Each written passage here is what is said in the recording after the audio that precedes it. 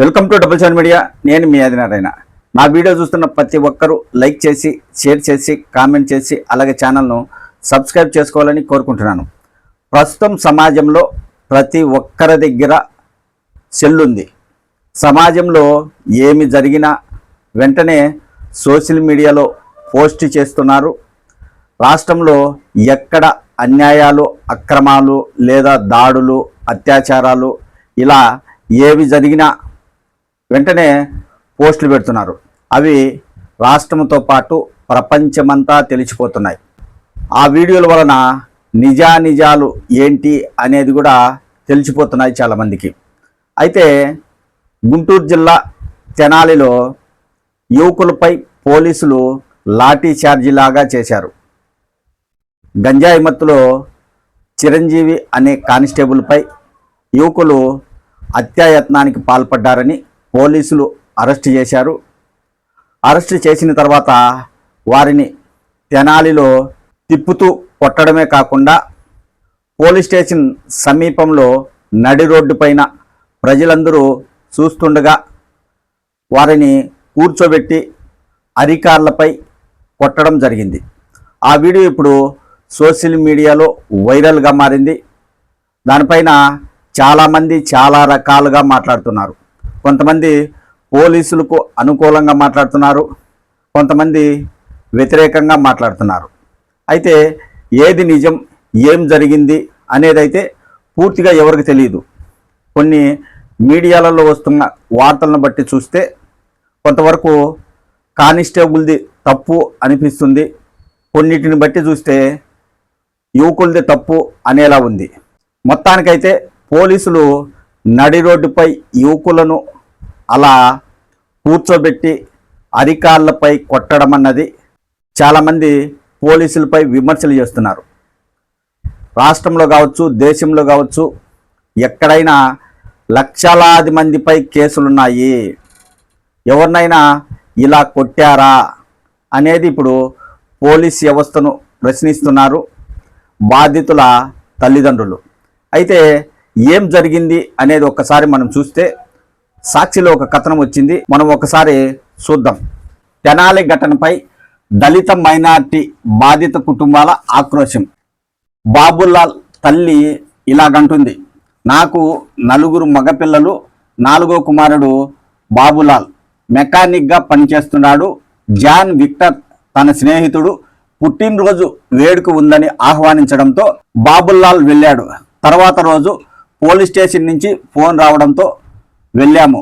పుట్టినరోజు పార్టీ తర్వాత బండి మీద వచ్చిన ఓ వ్యక్తితో ఘర్షణ జరిగినట్లు తెలిసింది. అయితే ఆ వ్యక్తి పోలీసు దుస్తుల్లో లేడు.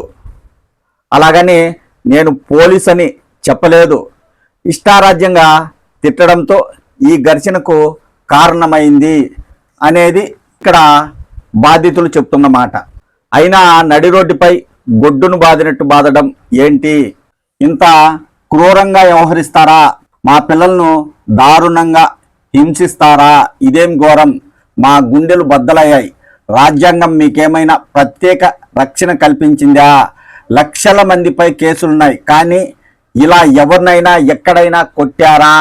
తెనాలిలో పోలీసులు నడి రోడ్డుపై 3rd డిగ్రీ ప్రయోగించిన దళిత మైనార్టీ వర్గాలకు చెందిన బాధిత యువకుల తల్లిదండ్రులు ఆవేదన వ్యక్తం.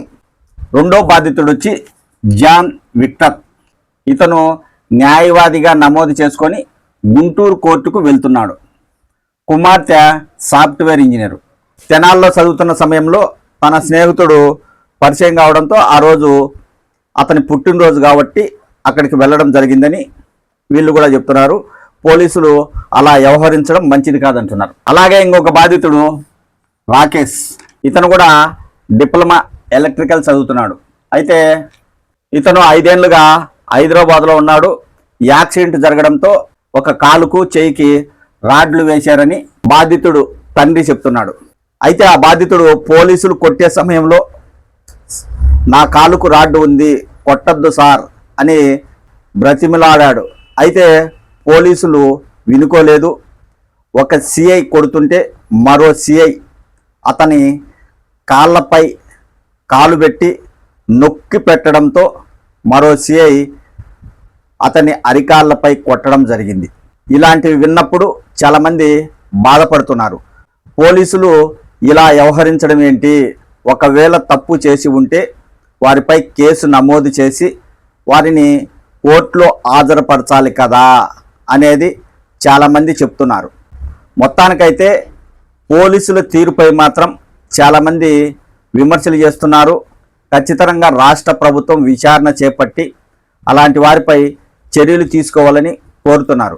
ఇప్పుడు ప్రజా సంఘాల నాయకులు కావచ్చు, అలాగే వైఎస్ఆర్ కాంగ్రెస్ పార్టీ నాయకులు కావచ్చు జరిగిన సంఘటనపై వ్యతిరేకంగా మాట్లాడుతున్నారు.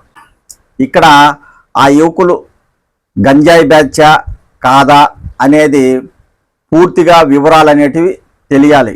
అయితే యువకుల తల్లిదండ్రులు చెప్తున్నది ఏంటంటే, చిరంజీవి అనే కానిస్టేబుల్ మా పిల్లలను మామూలు అడిగాడు, వారు ఇవ్వలేదు కాబట్టి వారిపై ఘర్షణకు దిగాడు. అదే కాకుండా ఆ సమయంలో పోలీసు డ్రెస్సు ఆయన ఒంటిపై లేదు, అలా అని ఆయన పోలీసు అని చెప్పలేదు, యువకులను కొట్టడానికి ప్రయత్నించాడు అనేది బాధితుల తల్లిదండ్రులు చెప్తున్న మాట. ఏది ఏమైనా ఈ విషయంపై ప్రభుత్వం స్పందించాల్సిన అవసరం ఉందని చాలామంది అంటున్నారు. ఈ సంఘటన చూసిన వాళ్ళు మాత్రం చాలామంది బాధపడుతున్నారు. నడి రోడ్డుపై యువకులను అలా కొట్టడం మంచిది కాదు, తప్పు చేసి ఉంటే కేసు పెట్టాలి అని అంటున్నారు. మరి ప్రభుత్వం విచారణ జరిపి పోలీసులపై చర్యలు తీసుకుంటుందో లేదో వేచి చూడాలి.